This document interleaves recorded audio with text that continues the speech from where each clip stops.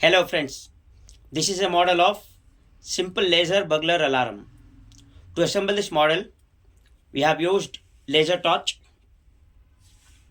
9 volt battery snap, buzzer, LDR, two transistors and two resistors connected inside. Now to test this project, we have to keep in laser mode or any other light source.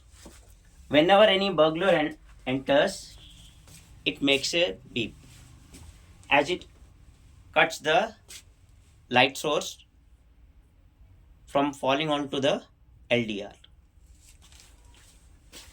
Here you can even use laser also.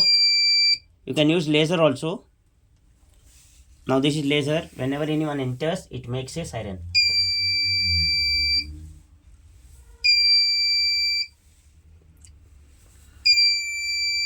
This is how laser burglar alarm works. Thank you for watching the video. Please like, share and subscribe.